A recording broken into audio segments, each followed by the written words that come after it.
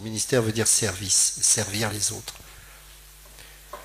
On reconnaît un serviteur de Dieu au caractère de l'agneau qui est manifesté.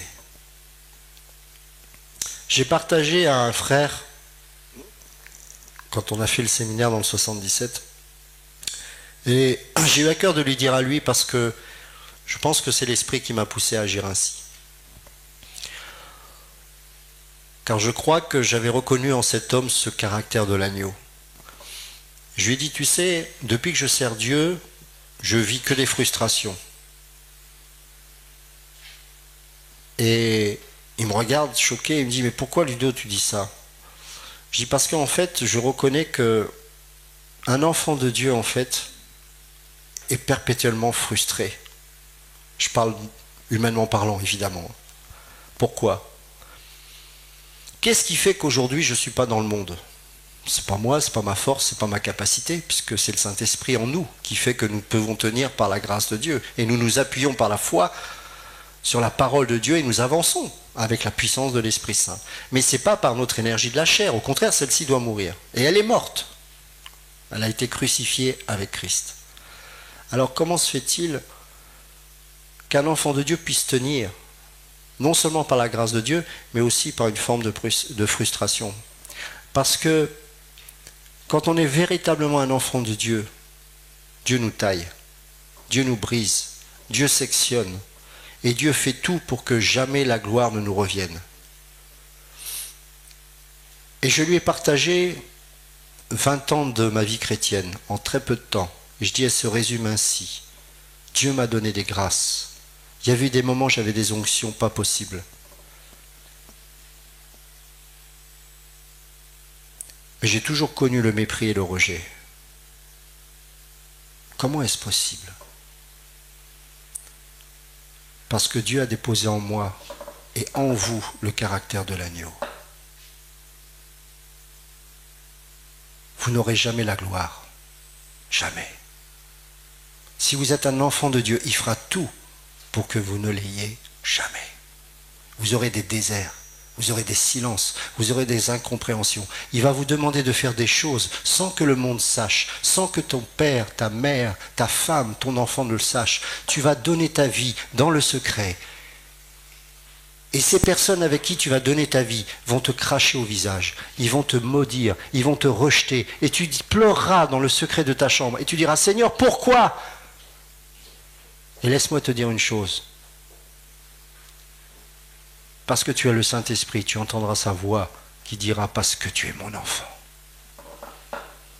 Parce que tu es mon enfant. » Parce que le caractère de l'agneau fait que nous vivons le rejet, l'incompréhension. Parce que ton maître et mon maître a vécu ça. Et à l'image de notre maître, parce qu'il est notre grand frère, nous avons le même caractère. Oh, pas parfait comme lui, c'est évident. Mais vous savez quoi? Avec le temps, vous allez commencer à ne plus dire pourquoi. Vous allez dire merci Seigneur. Merci Seigneur parce que cet homme-là est tombé et moi je suis debout. Cette femme-là a quitté son foyer, mais ma femme est encore là.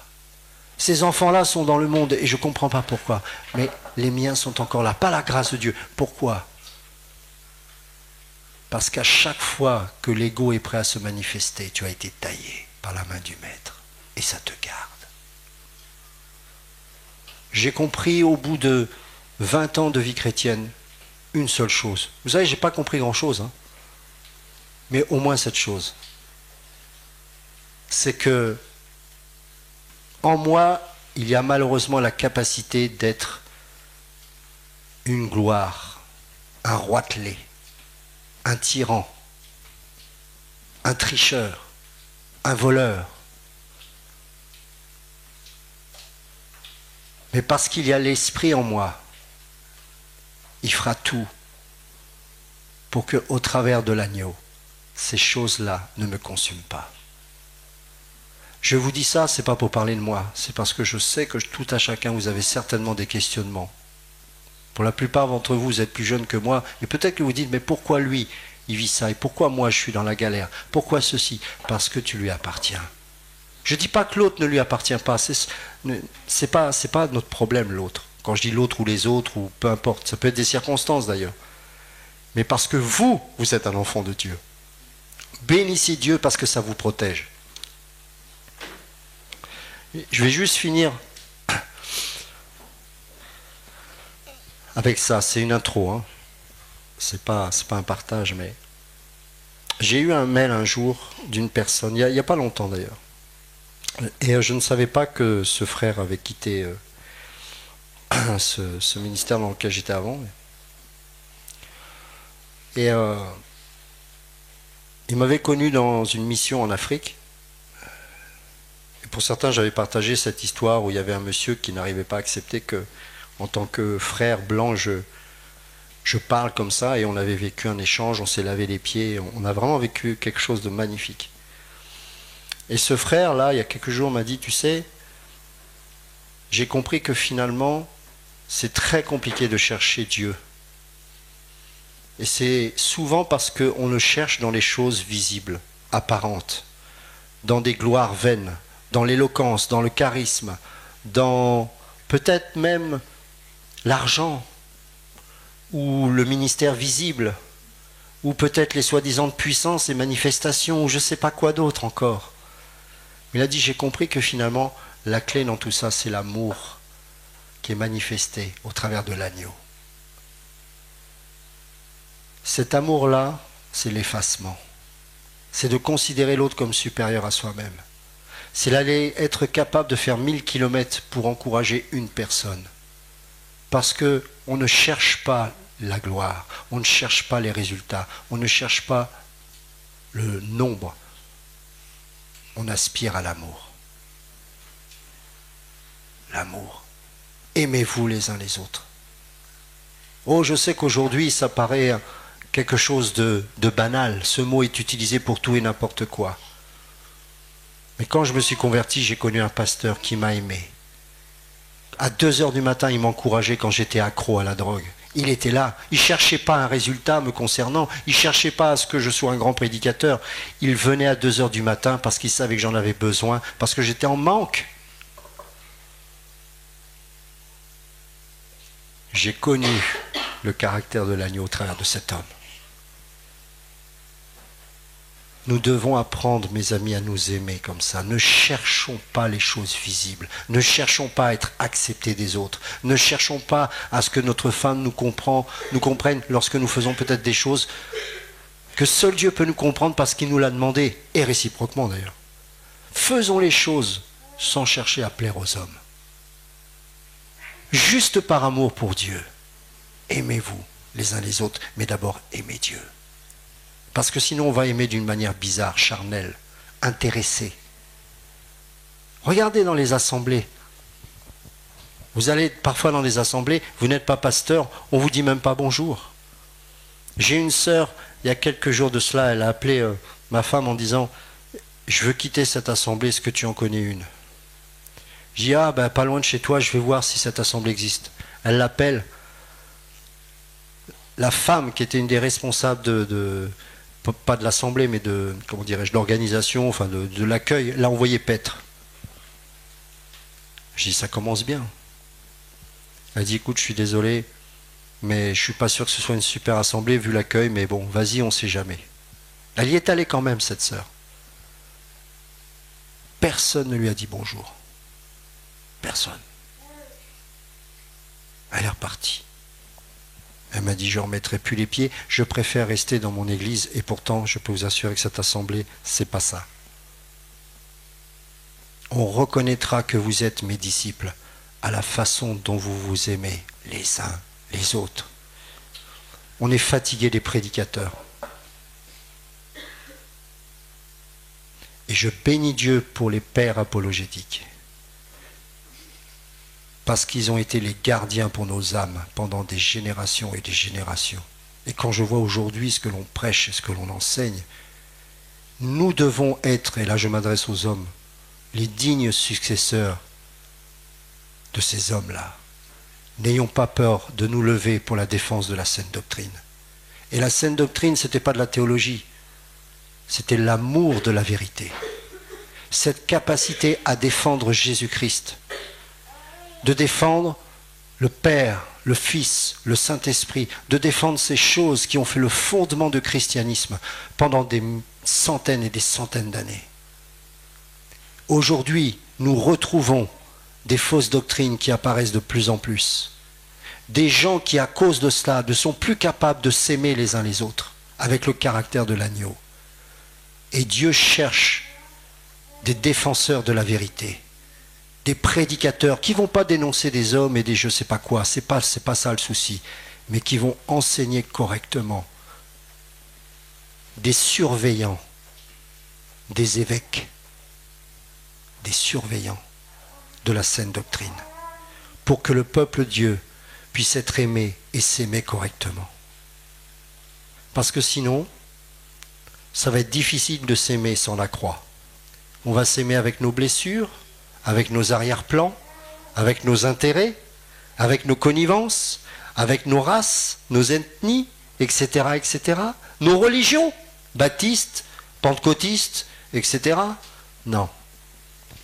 Dieu cherche des évêques.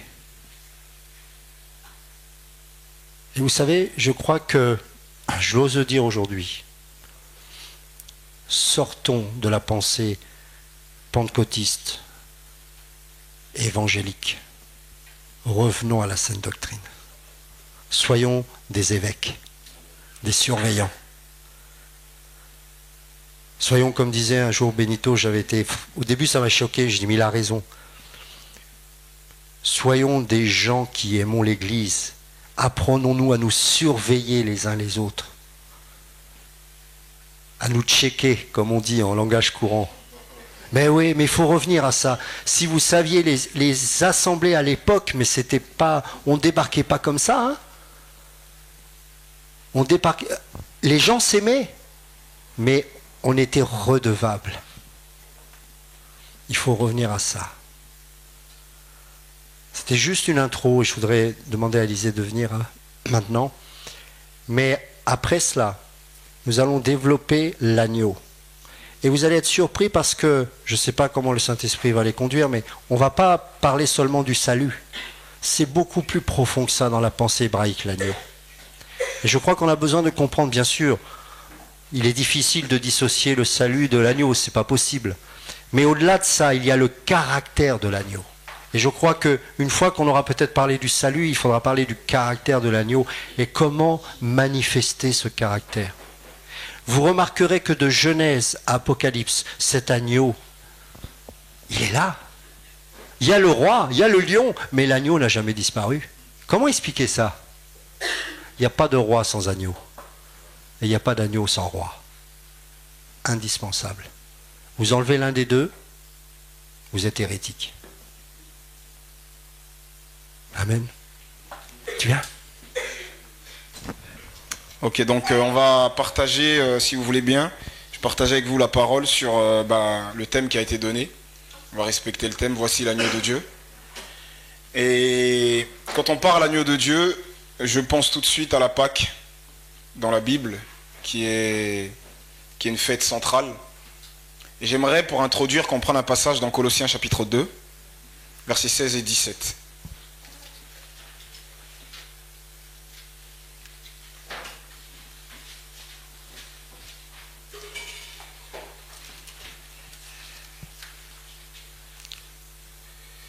Colossiens 2, versets 16 et 17. C'est Paul qui s'adresse aux Colossiens et il leur dit ceci. Que personne donc ne vous juge au sujet du manger ou du boire ou au sujet d'une fête, d'une nouvelle lune ou des Shabbats.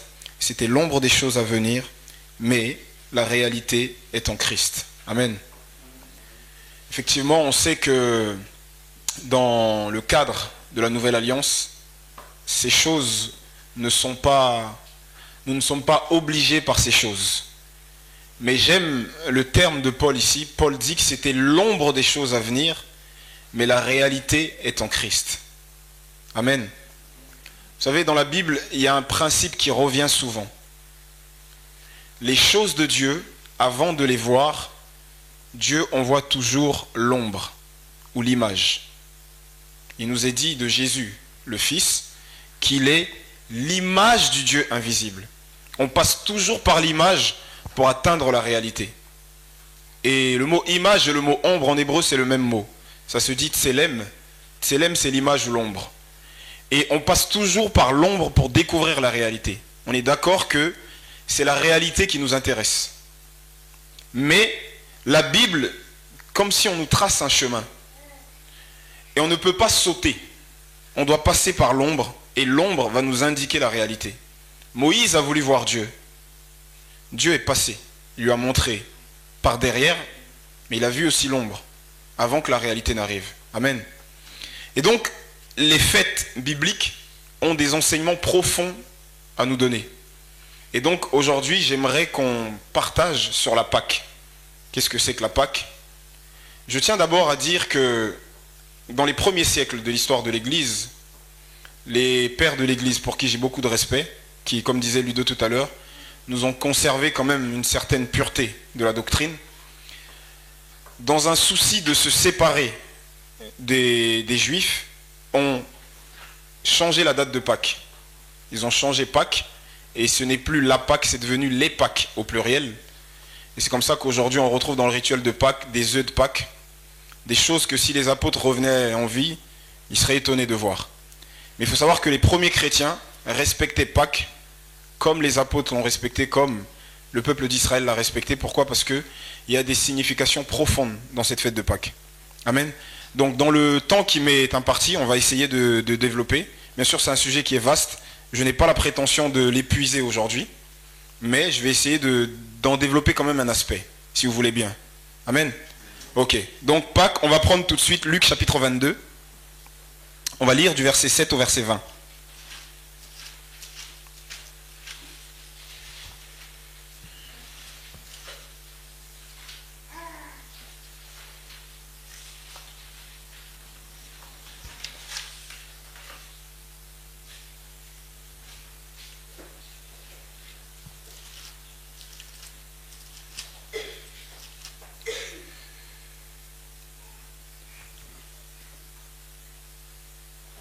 Ok, Luc 22, verset 7 à 20.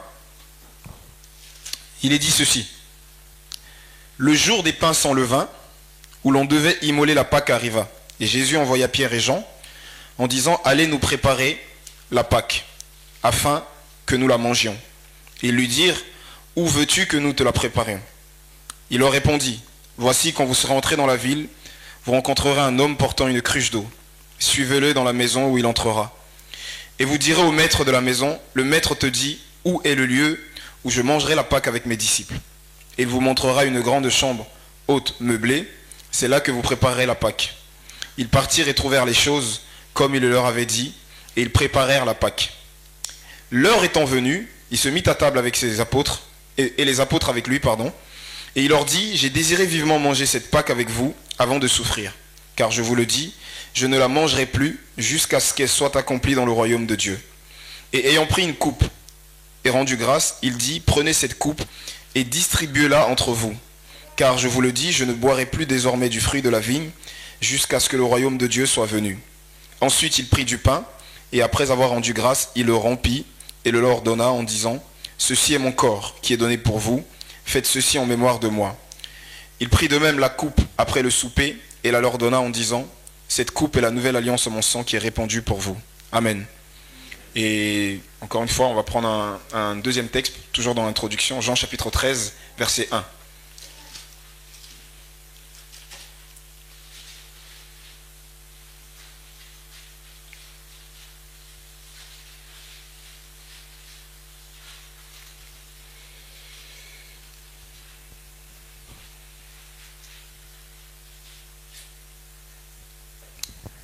Avant la fête de Pâques, Jésus, sachant que son heure était venue de passer de ce monde au Père, et ayant aimé les siens qui étaient dans le monde, mit le comble à son amour pour eux. Amen.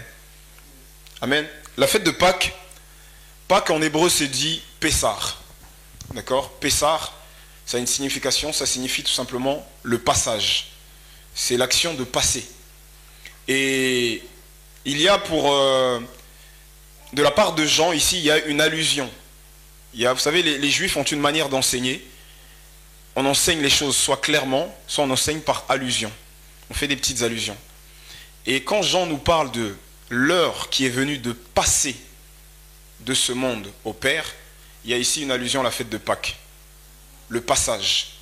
D'accord?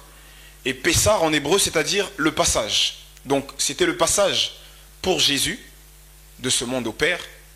Mais on sait bien en lisant la Bible qu'avant Jésus, le peuple d'Israël devait passer de l'Égypte à la terre promise, de l'esclavage à la liberté, de la mort à la vie.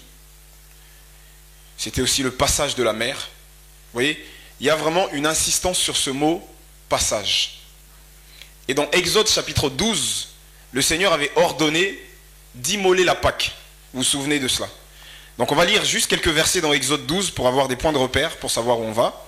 Exode chapitre 12.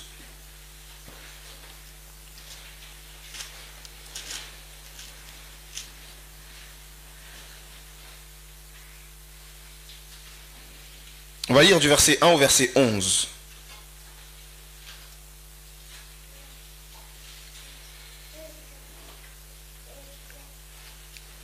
Est-ce que quelqu'un veut bien m'aider, s'il vous plaît, à faire la lecture? Parce que je réussis. Merci. Il dit l'Éternel dit à Moïse et à Aaron dans le pays d'Égypte, ce mois-ci sera pour vous le premier des mois. Ce sera pour vous le premier des mois de l'année. Parlez à toute l'assemblée d'Israël et dites, le 10e jour de ce mois, on prendra un agneau pour chaque famille, un agneau pour chaque maison. Si la maison est trop peu nombreuse pour un agneau, on en prendra avec son plus proche voisin, selon le nombre des personnes. Vous compterez pour cet agneau d'après ce que chacun peut manger. Ce sera un agneau sans défaut, mâle, âgé d'un an. Vous pourrez prendre un agneau ou un chevreau. Vous le garderez jusqu'au 14e jour de ce mois, et toute l'assemblée d'Israël l'immolera entre les deux soirs. On prendra de son sang, et on en mettra sur les deux poteaux et sur le linteau de la porte des maisons, où on le mangera. Cette même nuit, on en mangera la chair rôtie au feu.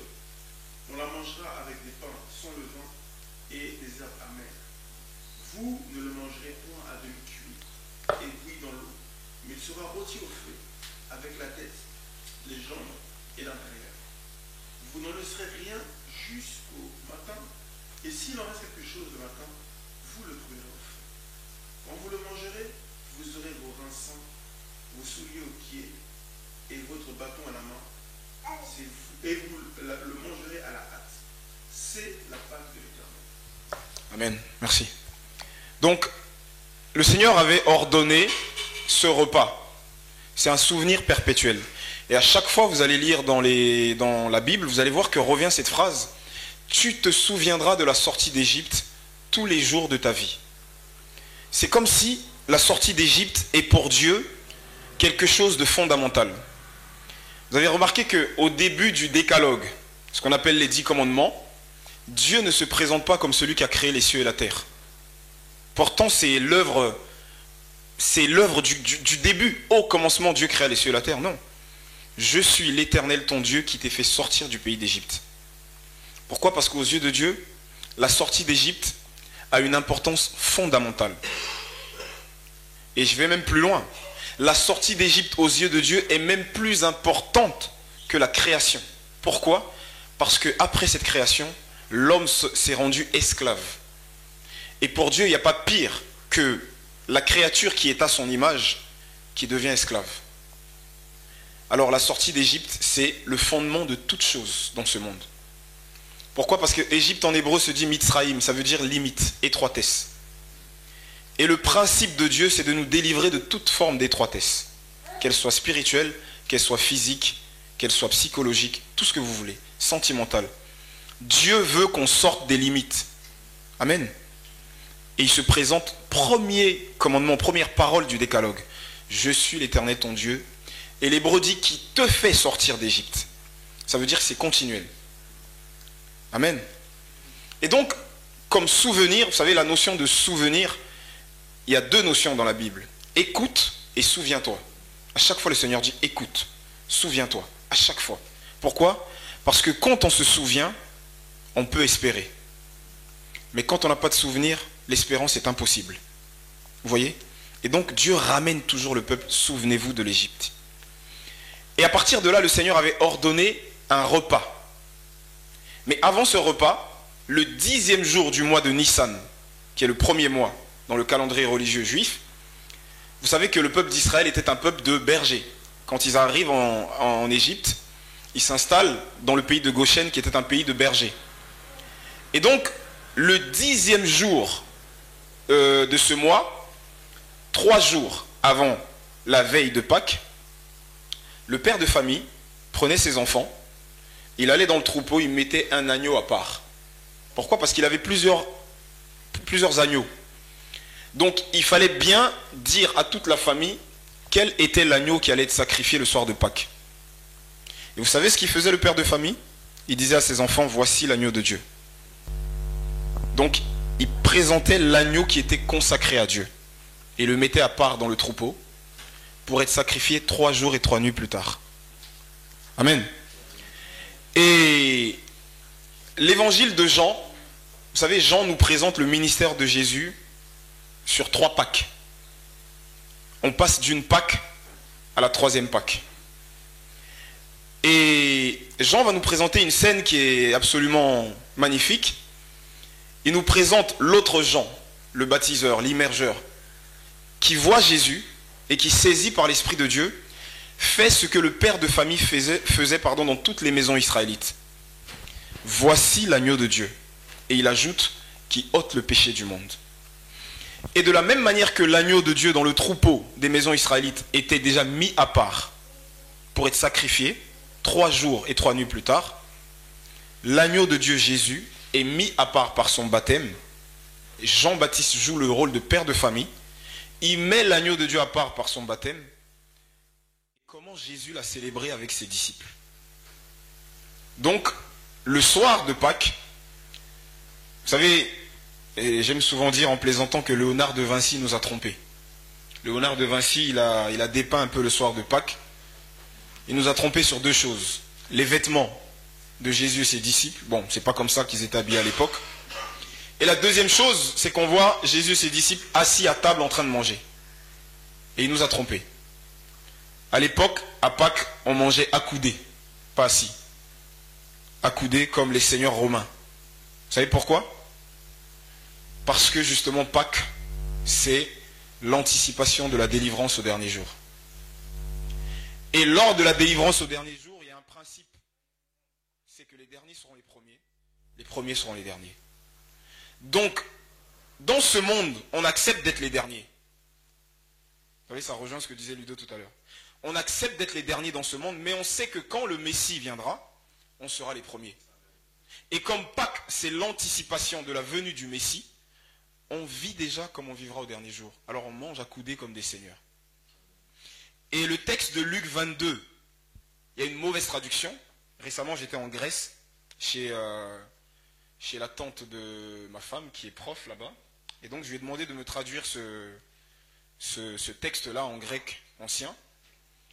Et on dit qu'ils sont partis, les disciples, et ils ont trouvé une chambre haute, toute meublée. Non, littéralement, le grec dit « avec des coussins étendus ». Mais les traducteurs ne comprenaient pas à quoi ça fait allusion des coussins étendus. Ils ont mis toutes meublées. Ça veut dire qu'on mangeait accoudés sur des coussins. Et comment ça se passait? Vous savez, il y avait le père de famille qui était là. L'assistance faisait comme un U. Comme ça. Vous voyez? Il y avait le père de famille. À sa gauche, il y avait la mère. À sa droite, il y avait le plus jeune des enfants. Pourquoi? Parce que d'habitude, le plus jeune, il n'a pas trop droit à la parole. Il n'a pas grand-chose à dire. Mais ce soir-là, vu que le principe c'est les derniers seront les premiers seront les derniers, il n'y a que le plus jeune qui a le droit de parler pendant le repas. Vous voyez? Et donc, on est assis en U comme ça. Et le plus jeune, c'est le seul qui a le droit de parler et de poser des questions. Et là, vous comprenez pourquoi, quand Jésus va dire lors du repas de Pâques que quelqu'un va le trahir, Pierre ne pose pas la question à Jésus. Pierre dit à Jean, pose-lui la question. Amen. Pourquoi? Parce que Jean, c'était celui qui était à droite. C'était le plus jeune. C'était le seul qui avait le droit de parler. Et Pierre était le plus âgé. Pierre terminait le U. Donc Pierre, ne pouvant pas parler, il fait signe à Jean. Demande-lui. Et vous savez, puisqu'on était accoudés, qu'est-ce que ça faisait? Jean avait juste à pencher sa tête sur la poitrine de Jésus. Et vous savez qui était à gauche de Jésus? C'était Judas. Comment le sait-on? Parce que Jésus a trompé son pain. Ça veut dire qu'il était juste à côté de lui. Et ça veut dire une deuxième chose, que jusqu'au bout, Jésus a parlé au cœur de Judas. Parce que si Jean pouvait se pencher sur la poitrine de Jésus, Jésus pouvait se pencher sur la poitrine de Judas. Il a parlé à son cœur pour qu'il se repente. Et il ne s'est pas repenti. Amen. Et donc, on était là comme ça, en rond. Et d'ailleurs, je fais une petite parenthèse. Vous savez, dans la Bible, on parle souvent du sein d'Abraham. Et avant, j'avais l'impression que le sein d'Abraham, c'était un lieu défini, une maison avec 4-5 chambres, où il y a marqué sein d'Abraham devant. En fait, le sein d'Abraham, c'est justement à cause de cette tradition. Pourquoi? Parce que justement, la Bible nous dit que le repas eschatologique qu'on appelle le festin des noces de l'agneau sera présidé par Abraham. Jésus dit, il en viendra de l'Orient et de l'Occident. Ils se mettront à table dans le royaume de Dieu avec Abraham et tous les prophètes. Et si Abraham, c'est celui qui préside le repas eschatologique, celui qui est à sa droite, qui est comme l'invité d'honneur, il est dans le sein d'Abraham comme Jean était dans le sein de Jésus, vu qu'on mange à coudées. Et quand on dit que le pauvre, dans la parabole du riche et Lazare, quand on dit que Lazare était dans le sein d'Abraham, c'est une manière voilée de nous dire qu'il était assis à la table d'honneur avec Abraham, dans le repas eschatologique. Amen. Et lors de la Pâque, c'est comme ça qu'on s'assoit. Et le plus jeune des enfants va poser 4 questions. Il y a 4 questions qu'il doit poser. Et il ouvre justement ces questions par cette première question. Il demande à son père, Man ishtana laylazeh. Ça veut dire, en quoi cette nuit est-elle différente des autres nuits? Et il pose 4 questions. Les autres nuits, on mange du pain levé. Pourquoi ce soir, on mange du pain sans levain? Les autres nuits, on boit de toutes sortes de boissons. Ce soir, on ne boit que du vin. Les autres nuits, on mange assis. Ce soir, on mange accoudé. Les autres nuits, on mange toutes sortes de légumes. Ce soir, on mange des herbes amères. Pourquoi? Et comme Dieu l'a dit dans la Bible, quand ton enfant te posera la question, tu lui diras, nous étions esclaves en Égypte. Le but, c'est de transmettre à la descendance, pour que le souvenir ne se perde pas. Et sur la table de Pâques, chez les Juifs, il y a plusieurs éléments, mais je vais m'intéresser à 2 éléments. Il y a 4 coupes de vin. Et il y a 3 pains qui sont superposés. 3 pains sans levain, qui sont enroulés dans des serviettes blanches et superposés les unes sur les autres. Alors pourquoi 4 coupes de vin? On va prendre Exode chapitre 6 pour comprendre. Exode 6, on va lire, s'il vous plaît, je vais demander encore que quelqu'un m'aide. Exode 6, le verset 6.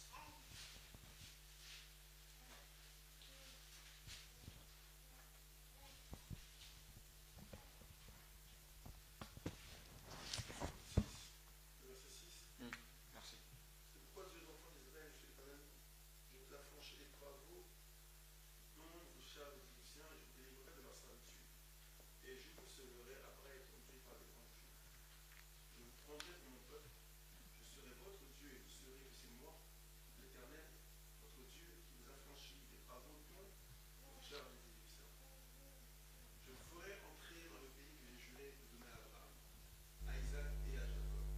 Je vous le donnerai en possession, moi, l'Éternel. Ainsi parla Moïse aux enfants d'Israël. Ok, merci. Merci. Donc, vous voyez, ici, Dieu parle à Moïse pour délivrer Israël, et Dieu va utiliser 4 termes de la délivrance. Je vous délivrerai, je vous sauverai, je vous affranchirai, je vous prendrai pour mon peuple. Et à partir de ces 4 termes de la délivrance, le peuple d'Israël a compris qu'il fallait mettre ces 4 coupes sur la table. Pourquoi 4 coupes? Pour symboliser justement les 4 termes de la délivrance. Et la première coupe, les Juifs l'appellent la coupe du royaume, ou alors la coupe du prophète Élie. On va expliquer pourquoi. D'accord? La deuxième coupe, c'est la coupe des patriarches. Pourquoi? Parce que si on a été en Égypte, si on existe, nous, peuple d'Israël, si Dieu nous a donné la Torah, c'est parce qu'auparavant il a choisi des hommes, qui sont les fondements. Abraham, Isaac et Jacob. La troisième coupe, on l'appelle la coupe de la rédemption. Et la quatrième coupe, on l'appelle la coupe de la Géoula, c'est-à-dire la coupe de la délivrance finale. Maintenant, pourquoi la première coupe, on l'appelle la coupe du royaume? La coupe du prophète Élie. Parce que selon Malachie chapitre 4, versets 4 à 6, Élie va annoncer la venue du Messie. J'enverrai le prophète Élie, il préparera le chemin du Seigneur. D'accord? Et donc, on dit que le Messie sera manifesté à Pâques. Si le Messie vient à Pâques, c'est Élie qui viendra le chercher. Donc, quand on se met à table, la première coupe, on ne la touche pas. On la met là, on la laisse pour le prophète Élie. C'est drôle, mais vous allez voir la profondeur de la signification. Ça veut dire qu'on commence le repas, dans aucune maison juive, jusqu'aujourd'hui, on ne boit la première coupe. On la laisse. Et on envoie le plus jeune aller regarder dehors si Élie est arrivé. Maintenant, Élie, on le reconnaît. C'est pas marqué sur son front qu'il s'appelle Élie. Élie, il peut venir sous une autre forme. Et justement, pour inspirer la crainte, on raconte quelques petites histoires. On raconte qu'un jour, un homme arrive dans une maison. Il arrive il est sale, il est mal habillé, vous savez, comme un clochard, quoi. Et un jour de Pâques, il sonne, il dit, ouais, j'aimerais bien manger le repas chez vous. Non merci, on lui ferme la porte. Ok, donc 15 minutes plus tard, on sonne à nouveau. Un autre homme arrive, bien vêtu, bien braillé. On lui ouvre la porte, ah, bienvenue, manger. Donc, pendant qu'il mange, il prend le vin, il le renverse sur son vêtement.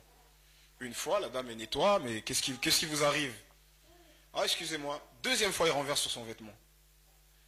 Et nettoie, il est maladroit celui-là. Troisième fois. Et à la fin, il dit, mais monsieur, vous faites exprès? Il dit, bah en fait, je suis venu il y a 15 minutes, mais vous ne m'avez pas reçu. Et là, je reviens bien habillé, vous m'avez reçu, alors je me suis dit, peut-être que c'est mon vêtement que vous recevez. Et je suis le prophète Élie. Alors, on raconte ces histoires-là pour dire aux petits, le soir de Pâques, accueillez tout le monde. Parce que c'est le soir où le Messie peut se manifester. Accueillez tout le monde. Le Messie peut arriver sous une forme que vous ne connaissez pas. Et donc, ça inspire la crainte. Donc le plus jeune va aller dehors voir si Élie est arrivé. Si Élie n'est pas arrivé, on revient dans le repas, on mange tranquillement, il n'y a pas de souci. Donc la première coupe, on l'écarte, et le père de famille va commencer à raconter à l'assistance la sortie de l'Égypte. Comme j'ai dit tout à l'heure, sur les 4 questions du plus jeune. Il raconte la sortie d'Égypte. Et à un moment du repas, des 3 pains sans levain qui sont superposés, enroulés dans un drap, il va sortir le pain du milieu. Et le pain du milieu, dans la tradition juive, il a un nom. On appelle Afikomen. C'est un nom grec qui signifie « il est venu ». Si vous demandez à un juif pourquoi vous faites ça, il ne sait pas pourquoi. Pourquoi vous l'appelez Afikomen? Qui est venu? Il ne sait pas. Nos pères ont toujours fait comme ça, on fait comme ça. Il ne sait pas. Bon, aujourd'hui, les rabbins ils vont vous donner des explications tardives, c'est tardif. Quand on étudie les sources anciennes, on ne sait pas pourquoi. On appelle ça Afikomen. Si on leur demande aussi pourquoi vous faites ce rituel, ils ne savent pas pourquoi. Nos pères ont toujours fait comme ça, on le fait. Donc on va prendre ce pain du milieu, on va le sortir, on va le briser en deux, on va donner une partie qu'on va partager à toute l'assistance, une autre partie qu'on va remettre dans le drap, on va aller l'enfouir sous des coussins. Et on va le ressortir à la fin du repas. Là, je vous raconte vraiment tous les symboles et je vais donner vraiment toute la signification profonde à la fin. Et donc, une fois qu'on a partagé le pain à chacun dans l'assistance, on va boire les 2 autres coupes de vin et à la fin du repas, on boit la dernière coupe de vin. Et le père de famille, au moment où il brise le pain du milieu, il dit « Ceci, c'est notre esclavage qui a été brisé en Égypte et nous faisons cela pour nous en souvenir. » Et à la fin, on boit la dernière coupe, on va chercher le pain qui a été enfoui sous le coussin, on chante des psaumes qu'on appelle les psaumes du Hallel, la louange égyptienne, les psaumes 113 au psaume 118, et après on a fini. Maintenant, regardez comment Jésus a pris la Pâque. Là, j'arrive vraiment au point essentiel. La Bible nous dit que Jésus commence le repas, il prend une coupe. Je veux vraiment qu'on fasse attention ici parce que c'est très important. Les apôtres étaient des juifs. Toute leur vie, depuis tout petit, ils ont célébré le repas de Pâques. Mais ils n'ont jamais rien compris. C'était un mystère pour eux. Ils l'ont fait parce que les pères l'ont fait. Et eux qui ont eu une certaine habitude de célébrer Pâques, ils arrivent au repas de Pâques où on doit écarter la coupe, la première coupe, mais Jésus ne l'écarte pas. Jésus prend la première coupe et il la partage. Ça veut dire deux choses. Ça veut dire Élie est venu. Non seulement Élie est venu, mais le Messie est venu. Parce que cette coupe, on ne la boit que quand Élie et le Messie viennent. Et les apôtres qui étaient des juifs, ils comprennent tout de suite. La Bible ne dit pas tout, mais pour des juifs, prendre la première coupe, c'est limite blasphème. Mais Jésus prend la première coupe, il boit et dit Élie est venu, le Messie est venu. C'est ça que ça veut dire. Au milieu du repas, on nous dit que Jésus va rompre un pain. Donc on sait aujourd'hui par ce rituel que le pain que Jésus a pris, c'est le pain du milieu. Jésus l'a rompu en deux. Et Jésus n'a pas dit ceci est notre esclavage qui est brisé en Égypte. Il a dit ceci est mon corps qui est brisé pour vous. Ça veut dire là où les Juifs donnaient à la fête de Pâques une signification sans comprendre, Jésus vient et révèle le mystère de Pâques. La première coupe, ce n'est plus la coupe d'Élie. Non, le Messie est venu, vous pouvez la boire. Le pain, ce n'est plus le pain de l'Égypte. C'est mon corps qui est donné pour vous. Faites ceci en mémoire de moi. Et vous savez que c'est de ce repas que va naître ce qu'on appelle la Sainte Seine. Ok? Et donc Jésus donne un nouveau sens à Pâques. Et à la fin du